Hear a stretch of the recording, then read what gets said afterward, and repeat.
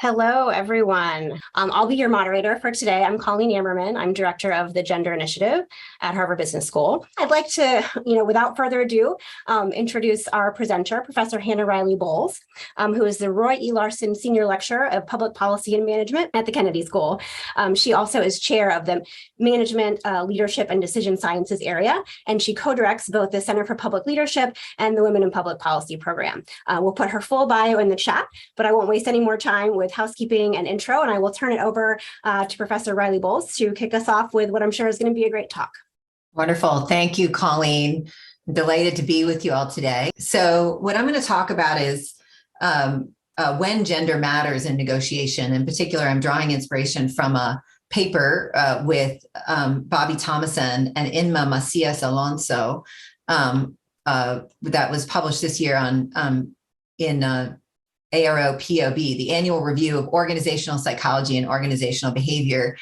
And my good colleague, Jamie Sharkin, is going to post in the chat the link to a website called Negotiate Well that has a link to this article and other related resources, which I'm happy to talk about later. But let me dive in to the presentation. What I want to do is talk today about how gender and other intersecting identities influence negotiation behavior and outcomes. And I want to really emphasize the importance of other intersecting identities. I think there is a growing realization that when we talk about gender in an abstract way without considering intersectional identities, we're very often actually talking about white, privileged, heteronormative men and women. And my aim in this conversation is not to limit the conversation in that way, but to think about how gender and its intersecting identities may influence negotiation behavior and outcomes. The goal here is not for you to learn something about different types of people depending on their intersectional identity, but more about how situational factors influence whether gender and other intersecting identities are a factor in negotiation dynamics.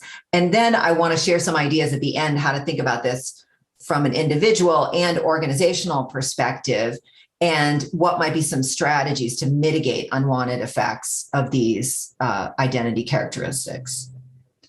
So I want to start out with this Dilbert cartoon. I don't know if you're familiar with Dilbert. The Scott Adams, the creator of Dilbert, actually has a degree from the business school at University of California at Berkeley. And he's written for many decades, or through this cartoon, spoofed for many decades, I should say, white collar workplace life. So the Dilbert cartoon, Dilbert does not appear in this particular strip, but Dilbert is an MIT educated engineer who works in Silicon Valley corporation. We may these days associate Silicon Valley with more startups, but this is supposed to be, an engineer working in a large corporation. These two characters here, Tina, the tech writer, is the woman, and then the pointy-haired boss, who's a kind of evil character in the strip. And I want to highlight this satire of both of office or organizational life, but also of gender and negotiation for a couple of reasons, because I think it highlights one of the challenges in talking about this work. And then I want to come back to it after we've done our kind of analysis. We've practiced some situational analyses, and then I want to look at this cartoon again, and hopefully you'll see it in a somewhat different light. So Tina, the tech writer, comes in. She says, "Why does Dilbert get 2 computer monitors while I only get 1? Well, according to researchers, the pointy-haired boss says it's because men tend to negotiate and women don't. So what happens now?" She says, crossing her arms. And the pointy-haired boss says, "Well, if I had to guess, I'd say more complaining." Who's the joke on in this cartoon? Tina. Somebody is saying, Tina, the joke's on Tina. Is the joke on women? It's interesting that the focus is on whether it's sort of spoofing her for trying to self-advocate here. Yeah, exactly. Allison says she's assuming that the boss is expecting her to complain, but doesn't plan to do anything about it. Exactly. And so it may be a joke on her in the sense of it's the harsh. I mean, we wish it weren't funny. It cuts a little too close to the bone.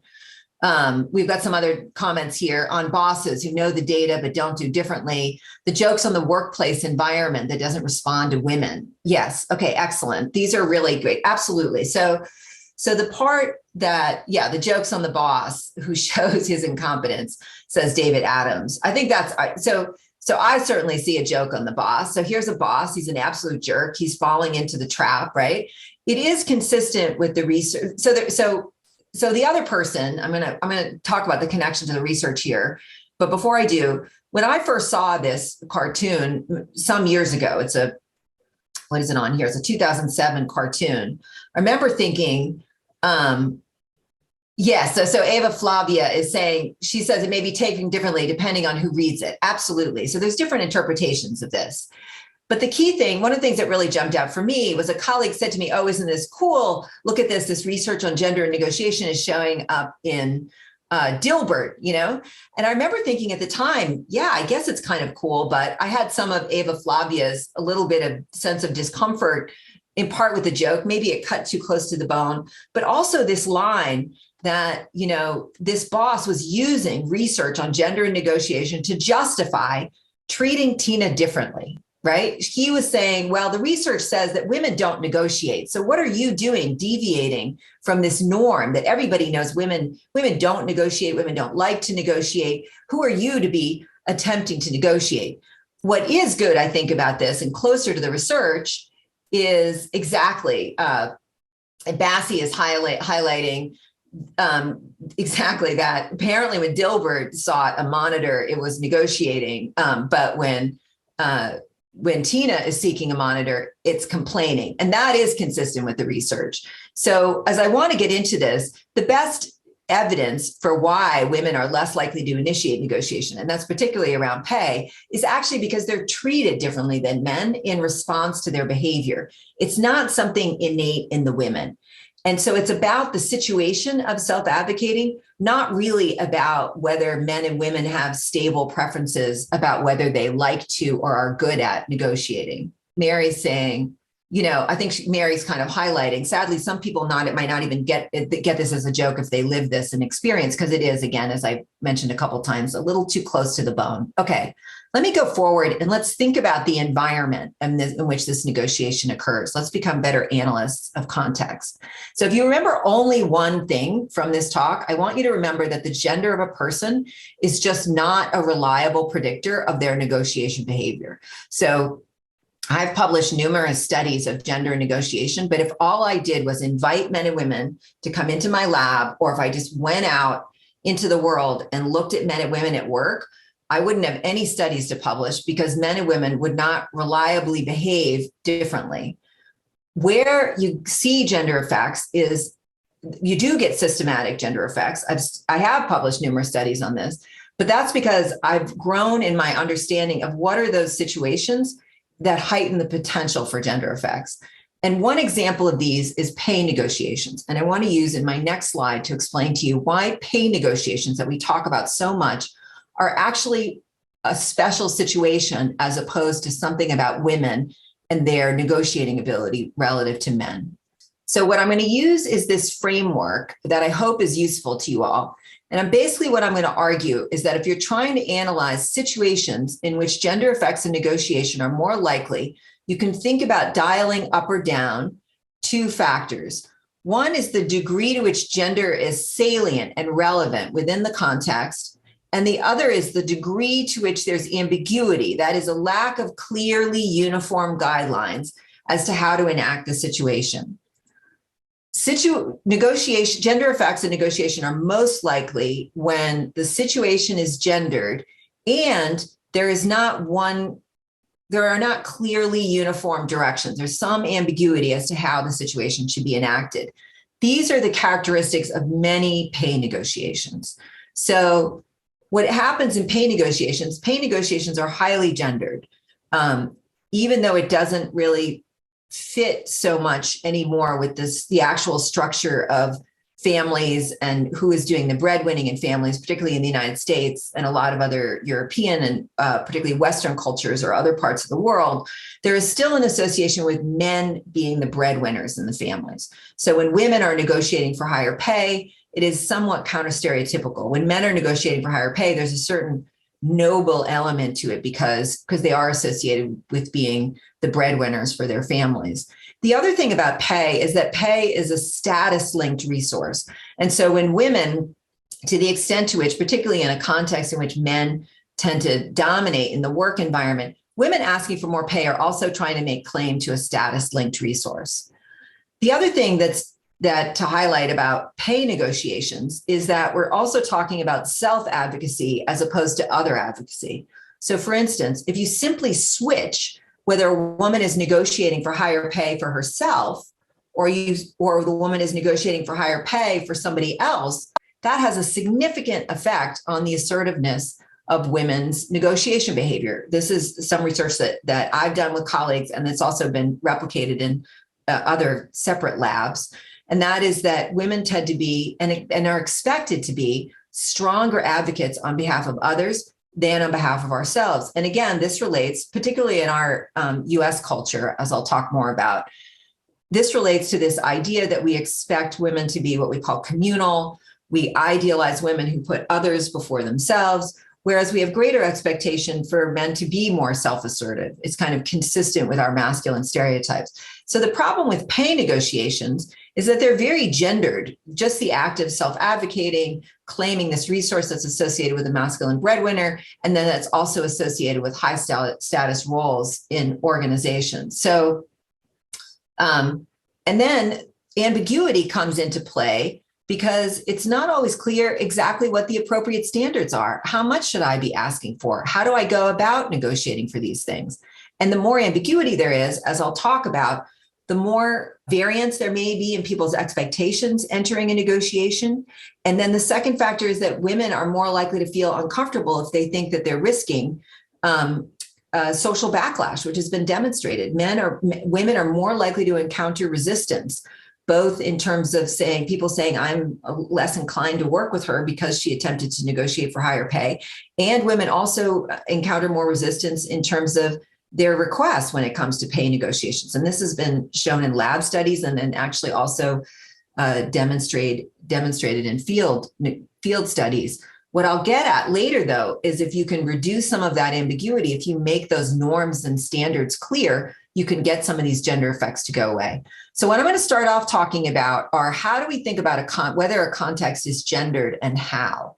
So most likely when the context is gendered and ambiguous, least likely when a situation is not gendered and there's low ambiguity. Okay, let me talk here about gender and context. One of the factors that defines the norms, like how we think about genders, what are those stereotypes, those norms that we associate with gender vary across cultural contexts. So for instance, one thing that's really interesting is we live in a very individualistic culture here in the United States. We tend to prize individual assertion, competition, success. In other cultures, such as in parts of Latin America or East Asia, they are collectivist. And so what they'll tend more toward is less celebrating those who are individual and independent and self-assertive, and they more honor those people who put the group before themselves, who focus on the collective well-being. Now, interestingly, what research shows is that stereotypes of ideal masculine behavior tends to vary across cultures. And so whereas in the United States, we tend to associate men with being the more effective negotiators because they're competitive, because we expect them to be competitive bargainers. That's a kind of weak notion of what a negotiator is, but we stereotype men as more assertive and competitive negotiators in the United States. It is actually, that stereotype is reversed in collectivist cultures. So in collectivist cultures, men are actually stereotyped as more focused on others than themselves, as less individually competitive. And women are associated with being more individually competitive.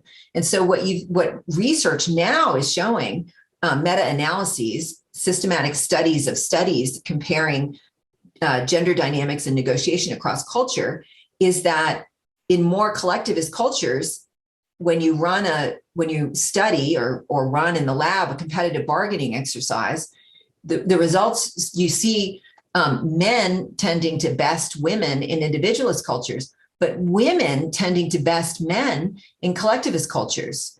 And that's just a fulfillment of these culturally embedded gender stereotypes. Again, these effects are going to be much more likely if there's a fair amount of ambiguity about how to enact the negotiation than if all the negotiators have clear sense of what to do. I want to pick up on one comment in here about I really appreciate Alison Pingree emphasizing that we shouldn't be talking about innate skills of men and women. I also really want to highlight early on in my talk that I'm going to talk a lot about men and women because that's where the research is. But I think it's critically important that research and our conceptualization of these things move beyond a binary conception of gender. The research is really not there yet. I can talk maybe in the Q&A or as I go along about how we might interpret effects of gender that would be associated with being a gender or sexual minority. But that's really an emergent area, an important emergent area of research. So my key point here, going back to culture, is that we can't overgeneralize from studies that are conducted in the United States about what types of negotiators men and women are. This idea that men are more competitive negotiators than women really stems from these, with the dark red colors here, the more individualist cultures, and doesn't translate into more collectivist cultures. Now, how do we think about intersecting social identities? I kind of presaged this with thinking about, how might gender intersect with a gender minority or sexual minority status. But there are a lot of other factors. There's the degree to which a person is more senior or more junior. There's also how gender intersects with status-linked racial or ethnic identities. There's also things to consider about gender and age.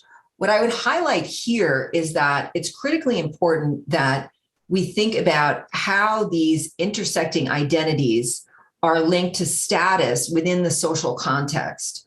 So, for instance, actually, let's go to being a trans person, but in the US fashion industry, as opposed to being a trans person, say, in Wall Street.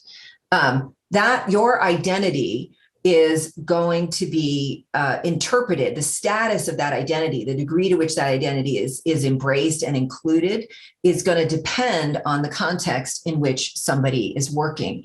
There's a lot of evidence to show that some gender effects in negotiation are reduced when women hold high status roles, not all of them, but the degree to which these, if somebody holds a very high status role, people may just focus on the fact that this person is an executive and I'm going to focus on their being an executive, and their gender is just simply less salient. It's really important to highlight that we talk, for instance, about women encountering resistance in their pay negotiations, but actually when we look at intersectional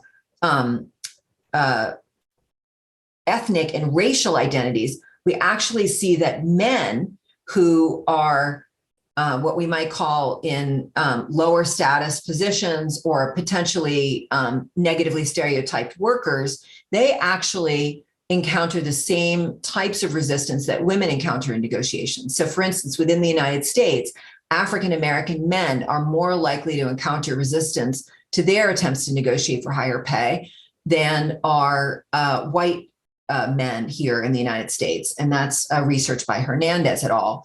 I've done some other work with May Al-Dabaa and Bobby Thomason, where we looked at men in the Arab Gulf, and we looked at the difference for them of negotiating in the local job market as opposed to in the global job market, where they can be negatively stereotyped.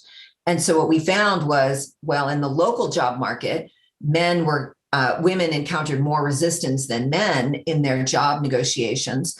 In experimental studies, we found that when you switch the context so that these men from, local men, male nationals from the Arab Gulf were in scenarios negotiating for higher pay with a global enterprise, people perceived them as being too assertive, and there was more resistance to their negotiation attempts. So again, we really have to think not just about gender writ large, but the interrelationship between gender and status. Culture, organizational culture, and demography is also going to highlight this.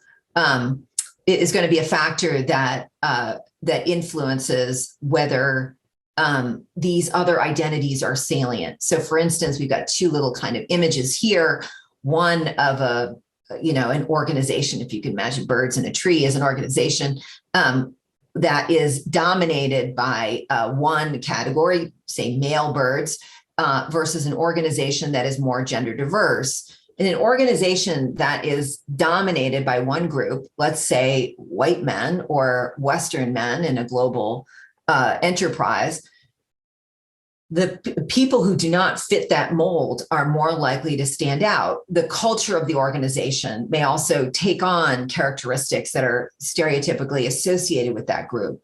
And then there's an expectation that, others have to either conform to that or don't deserve to kind of engage in those behaviors. So for instance, when women act assertively in masculine stereotypic contexts, they encounter resistance because it's considered kind of not their privilege. We're expecting them as women to act differently.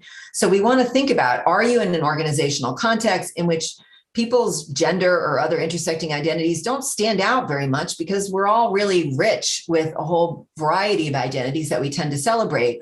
Or are we in an organizational culture that is dominated by one group that is kind of setting the norms or expectations about how people who can behave how, and what types of resources different types of people get? Okay. Now, the other thing I want to highlight is that the subject of negotiation matters. And one way of thinking about how the subject of negotiation may be gendered is to think about the traditionally gendered division of household labor.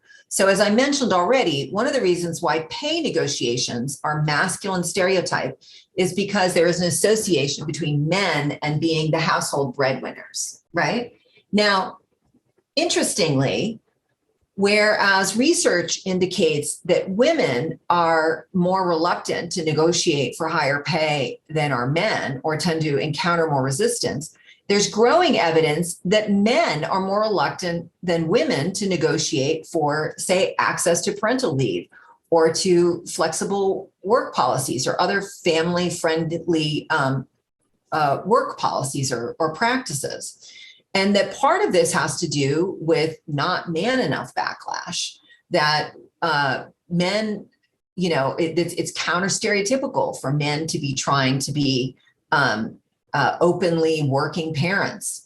And so actually some of the research, if we'd started off our research not looking so much at pay negotiations, but if we'd started off looking at gender and work family negotiations, our early research might have suggested men don't like to negotiate because men tend to demur or, avoid these types of negotiations, whereas we find women are more likely to avoid pay. Now, what's really interesting is in my research where I've gone out and interviewed for 10 or 15 years now, I've been really interested in talking to people about what do they negotiate in relation to their career? What is the relationship between negotiation and career development, particularly within organizations, but also entrepreneurial enterprises? And overwhelmingly, when you talk to managers and executives about what it is that they negotiate that is career related, both men and women talk primarily about negotiating their roles. And negotiating your role, that is your contribution to your work environment, is really not gendered in the same way that pay and work family negotiations are. And I want to highlight that because it may actually be more important if you want to reduce the gender wage gap. The gender wage gap is primarily about gender differences in occupational attainment.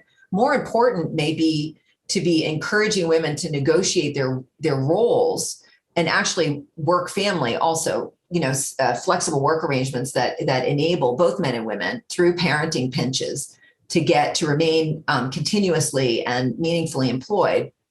These negotiations may actually be even more important for closing things like the gender wage gap than getting a little bit more money in the particular position that you're in. But again, managers and executives are overwhelmingly negotiating their roles, not pay. And then for what we found for women more than men, work-family negotiations, negotiating flexible work arrangements in order to remain upwardly mobile and sustainably employed has been really important. But again, this is an example of how these things become gender. Gender becomes more salient in some negotiations than others. Okay, so we've explained now a little bit how gender and context varies across situations and the types of ways of thinking about what is going to heighten the perceptions that gender is relevant within negotiations. I want to talk briefly about ambiguity and why ambiguity matters. Okay, so we can think about ambiguity in three respects. Ambiguity about what is negotiable, ambiguity about how to negotiate, and then ambiguity about who, in the sense of, do you understand what are the interests and concerns and values of your counterpart, and do they understand you? Or might each of you be engaging in some, using heuristics or stereotypes or shortcuts to make assumptions? So ambiguity about what influences gender differences in negotiation for two reasons. So one is that when there is ambiguity about what is negotiable, both, people tend to go to, they go seek out advice from people close to them. But a lot of us, typically most of us, tend to develop friendships with people like ourselves. So for instance, if you're in an organizational environment or an industry where men tend to make more than women, and women go to women to figure out, what should I ask for in terms of pay? And men go to men, by virtue of a lack of clear information and reliance on social networks, men and women could enter a negotiation with different types of expectations. Now, this is not limited to pay. It could also be limited to, what are the types of resources that I can have access to when I enter a new role? Could I get an executive coach? Wait a minute. What are the equity options? Or what are how might I reconfigure my team? Or, whatever it is, work for particular types of clients. There's all sorts of things that are very often not clear in organizational life, but are negotiable.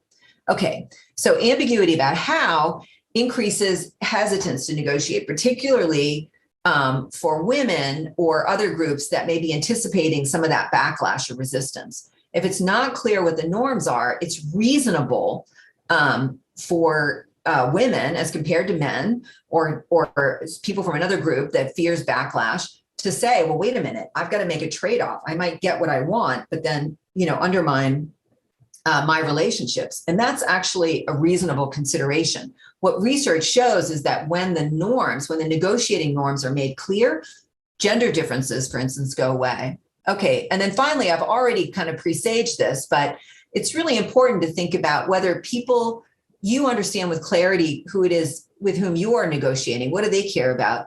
But you also want to make sure that the people you're negotiating with understand what do you want? So for instance, people might imagine that a woman isn't going to want an international work opportunity because of family conflicts, and not recognizing that actually she's the primary breadwinner, and her life partner is actually the primary caregiver. So she actually would love that international work opportunity. So we need to kind of make sure that we don't, succumb ourselves by not doing some of that homework to being stereotyped or to stereotyping others. So now we go back to this cartoon, and I'd love to go back to the chat and the Q&A. What else do you notice about the context of this negotiation that you might not have noticed before we started this talk? So for instance, let me throw out a few things to consider. How do we think about Tina, the fact that Tina is a staff writer and Dilbert is an engineer? How do we think about the fact that they're trying to negotiate within a male-dominated organizational context, right? people are highlighting some of the types of the ways she's going about this. Body language. Okay, so people are highlighting how she's negotiating. Yes, okay, good. Ashley, thank you. I want to get into some of these, how she's negotiating in a moment, but I really appreciate Ashley's highlighting that an engineer might be seen as more prestigious. So that's actually an example of how gender could be confounded with one's organizational rank. The engineers are overwhelmingly men. The staff writers are overwhelmingly women. The organization values engineers more than they value staff writers. And so it actually, the organization could say, well, we just supply engineers with more technical equipment than we do the staff writers.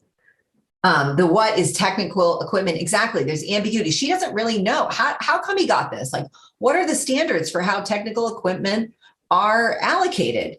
What's the process by which these types of things? So there's a lot of ambiguity within this context. Absolutely. She may not understand the number of monitors is routinely negotiated by men. Exactly. She may not even understand. And the why also. Okay, so there's a whole lack of, she's in an environment, she doesn't even understand why are these things being allocated in different ways. She may not be connected to a network that explains these things to her. The organization may just simply, it is a male-dominated organization focused on its engineers. It may not even be thinking about what are the needs of the staff writers. Exactly. So let's get like kind of getting higher up. I do want to go back, though, to these comments about her as a negotiator and what she might do differently.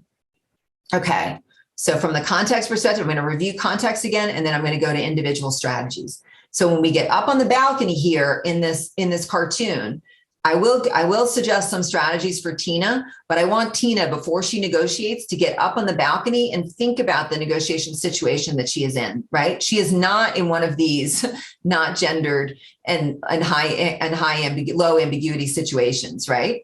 So one thing to think about for Tina is a lot of people are highlighting, she's not a very persuasive negotiator. She is kind of just mad that other people are getting stuff. She's confused, right?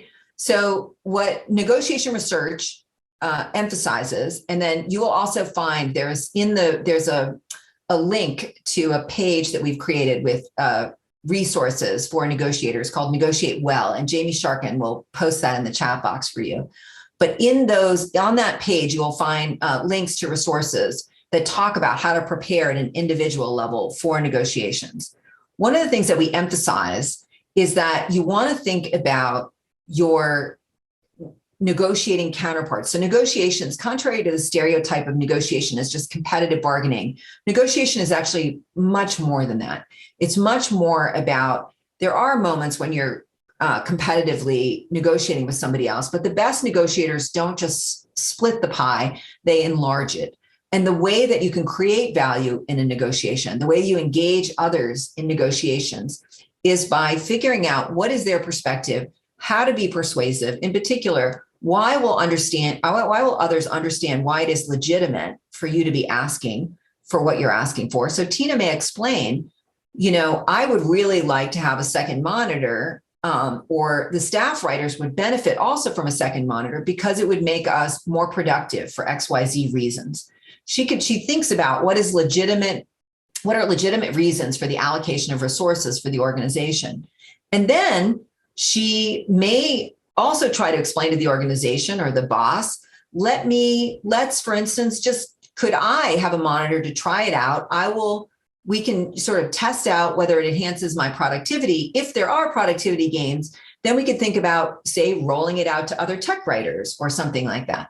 How do they make it? Or if I had a second monitor, I would be more productive and therefore save the organization XYZ resources. So you're thinking about not only legitimacy, why is it legitimate that you're negotiating, but also why is it in the other party's interest as well as your own? This is just good negotiation practice in general.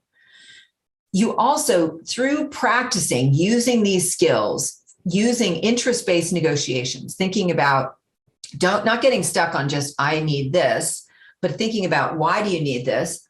Why might the other person to agree to it? And searching for creative solutions to meet both the other parties and your interests.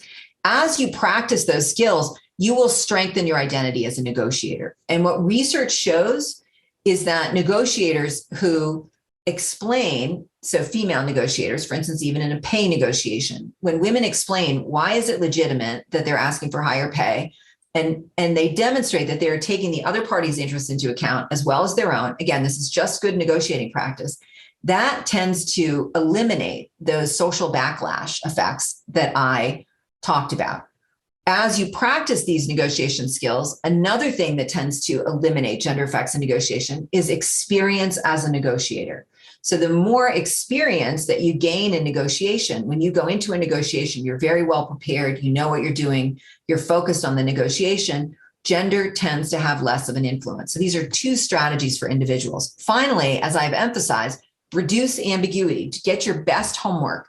What are the appropriate standards to negotiate? How to negotiate? What are the negotiating norms in your organization? Do you talk to people privately? Do you address things, for instance, when you're up for performance review? What's the appropriate way to go about these things? And then again, the who. How do you reduce potential stereotypes about you, and then potential stereotypes that you might have, or assumptions that you might be making about your counterparts? As an organization, so these are individual levels. I want to get up to thinking about the pointy-haired boss's boss. How do organizations think about how they could improve the conditions so that you see less of these types of negotiations that you're witnessing between Tina and her boss? And I truly, a lot of diversity and inclusion practices break down at the level of the interface between the manager and the employee, and not necessarily for bad intent, but just maybe for lack of attention or competence. So how do you scaffold, how do you set organizational norms so that you don't have exchanges like the one we witnessed in that cartoon? One is to reduce ambiguity about what are the appropriate norms about pay, about role, about resources, about work-family arrangements, so that it is clear what are those things that people can negotiate. It doesn't mean everybody gets the same thing, but what can I appropriately have conversations about? The second thing is how to negotiate. What are the norms for accessing resources and opportunities? Do you just even have a person in your organization, a talent officer or something like that, so that people can go to for advice, an employee resource group, whatever it is? How do you figure out what are the norms for accessing these different types of things that might be negotiable? And then again, how do you think about building those relationships, getting advice, getting support, so that you understand when you enter a negotiation, you've got clarity about what it is you want and why they're likely to understand it is legitimate. And you understand also your counterpart and what they care about. Finally, at an organizational level, organizations really should look at outcomes of, the distribution of potentially negotiable resources, whether that's pay, whether that's technology, or whether that's plum work assignments. And I think increasingly you're seeing organizations do that. Let me pause there so we can have some Q&A, and I might go back to my 2x2 later. Colleen, should I hand it over to you? Sure. Yeah, we've got a bunch of questions, and please, everyone, keep throwing in questions as you think. Reflect on what Hannah's been talking about. I think this has been terrific. A lot of really interesting research, and also really practical, kind of tactical strategies and tips that people can take away. And I guess I want to start. We had a few questions come in that I want to kind of group together because they're sort of about the organizational container or the context. Yeah. And how that might make a difference. So there are three that came in, and so maybe I'll kind of recap them, and then you can kind of maybe speak to each of them a little bit. One is something you have already spoken to, but I think maybe you can say a little bit more. Someone was asking about kind of what if it's a context that is exclusively women, right? Maybe it's a company, where, that is women leadership and everyone is a woman. You've talked a little bit about gender, but maybe that specifically would be great. Another person asked about just the role of organizational size. Does that matter? Does it matter if you're at like a small, family-owned company or a big global firm? Is that relevant at all in how you should think about negotiation? And then the last one was about kind of the potential impact of the level of kind of institutional trust, or maybe psychological safety would be another way to think about it. How does that affect negotiation processes and outcomes? So those all are kind of a kind. So I'm wondering if you can maybe comment on those organizational context factors. Those are great questions. Let me hit, and I really appreciate the one about female. We often talk about male-dominated work environments, and we don't talk enough about female-dominated work environments. We do talk a bit about this in that paper that's linked to the Negotiate Well website. What the research shows, interestingly, so male-dominated environments tend to, at least within the U.S., where masculinity, in our individualist culture, masculinity is associated with competition and status seeking, and women and female feminine norms are associated with being very collaborative. What you can find in female dominated work environments is, or just even with women negotiating with women, is conflict avoidance. And that's also a problem in negotiation, right? So if I can just very quickly tell a story that we often tell in negotiation about two sisters fighting over an orange, right? So you can imagine two sisters fighting over an orange. The parent comes in and says, cut it out. Let's cut it in half. Each of you take half. But another possibility is the two sisters, they start being really agreeable, stereotypically feminine. Oh, no, you have it. It's okay. I don't really need it. Or, oh, come on, maybe we can just split it in half. But actually, in both of those cases, whether somebody else splits it in half or the two of them split it in half, they've actually lost out, because if the two sisters had been willing to fight a little bit, they would have found out that one of them just needed the rind of the orange for a baking recipe, and the other one wanted to eat the orange. And so actually, it's a really important story. It illustrates the importance of having high aspirations and a cooperative orientation in negotiation. If you cave too early, you can leave value on the table. So sometimes men negotiating with men do better actually at creating value, at expanding the pie, than do women when women compromise too quickly, trying to avoid getting in a conflict. The other thing you can see in feminine stereotypic as compared to masculine stereotypic environments, is ethics comes out differently. So actually, men tend to be triggered to do somewhat unethical things in negotiation, like maybe hide information, particularly when a negotiation is stereotyped as very competitive. It's not only men who do this, men and women, but men are a little bit more vulnerable to that. Women tend to succumb to that temptation to hide a little bit of information when they're advocating for others and they feel like they need to be fierce advocates for others. So those are some of the examples of how female-dominated versus male-dominated environments differ.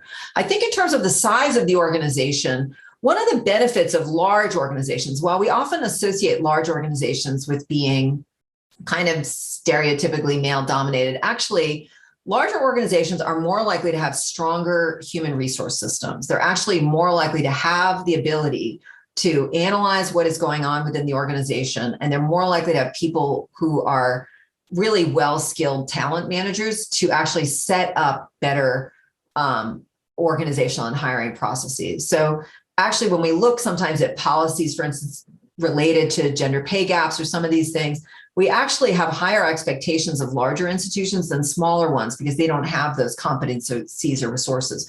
And I would say a lot of large organizations these days are actually really motivated to figure out some of these gender inequality things. And so I think there's more potential, again, what's legitimate, what's in their interest, to go to them and say, listen, there's a lot of ambiguity about how these opportunities are negotiated. How could we fix this situation, for instance?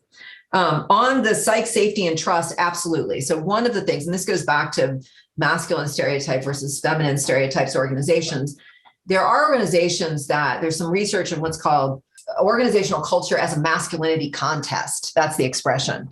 And so there are some organizations that, put it aside whether it's masculinity, but there's some organizations that are all about like besting the other and competing and winning out. And people get very sharp elbowed, even with one another, in order to get ahead. And people aren't supposed to show weakness, and it's all about winning.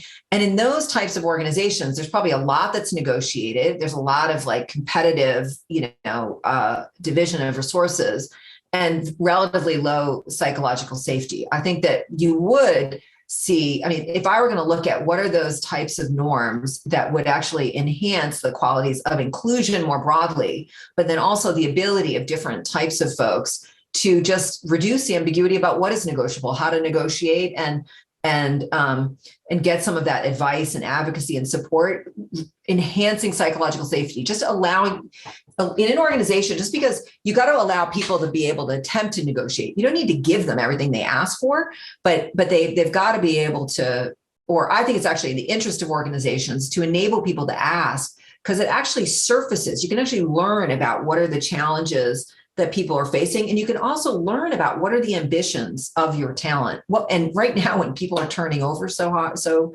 rapidly, I think you really want to also understand what is it that would help them stay.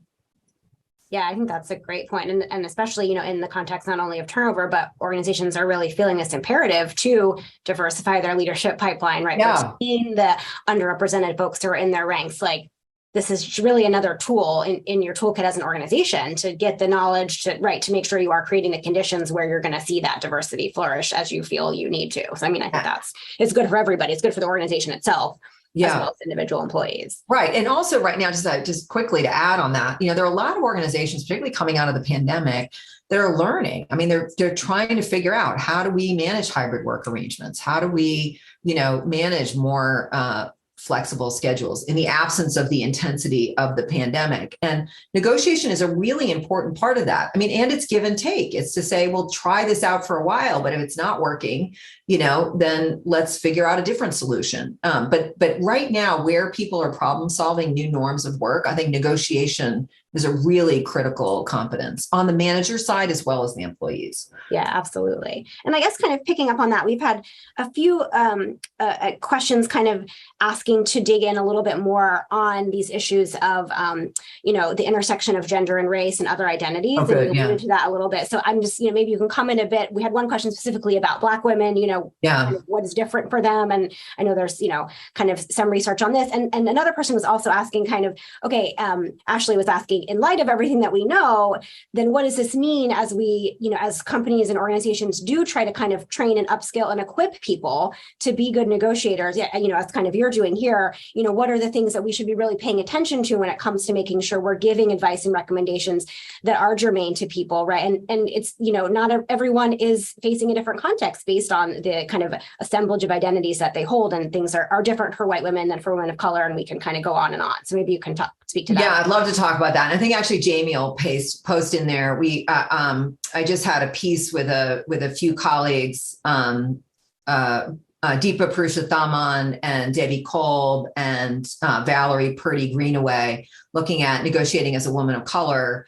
And Valerie and I are continuing to do work in this along these lines. I mean, I think one of the really important things that's happening with women of color and Black women in the United States in particular is that the pressure that's been put on them, for some women it's an opportunity, for other women it's a burden to carry the load of diversity, equity, and inclusion work in their organizations. I mean, people are just, people are looking and there's research showing that Black women are kind of perceived as the ideal workers in this space. You imagine, who am I going to hire? Who am I going to ask to do this work of helping us figure out our diversity problems? I'm going to look to the Black women. And there are for some women, that's an opportunity. It's work that they want to do.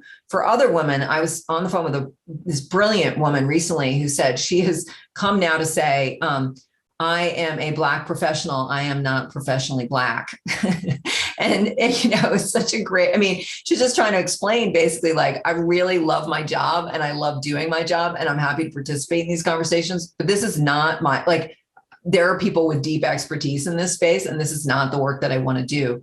What Valerie and I have been looking at is the importance of thinking about the match between the individual's interests and the organization's interests. So what the situations you don't want to avoid are organizations putting burdens on people to do work that they don't want to do, or that is actually going to be potentially undermining to their careers. It's going to take them off path, or it's going to constrain their ability to perform within the roles that they already inhabit.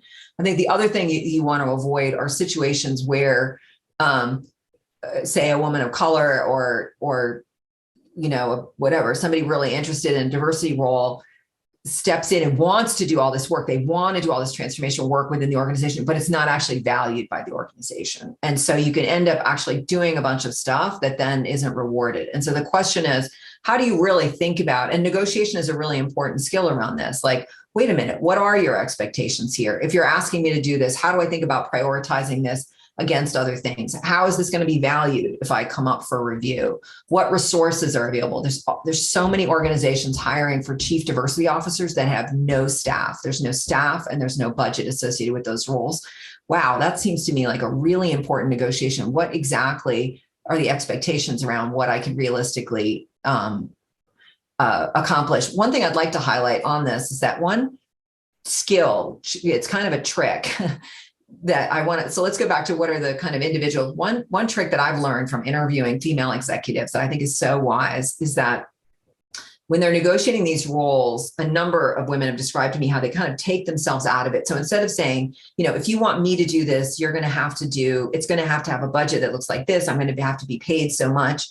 Instead, they say things like, they get basically what we would say in negotiation is kind of on the same side with the other party looking at the problem rather than sitting across the table. And they say, well, listen, if you want someone to succeed in this role, I think this role would have to have a budget that looks like this.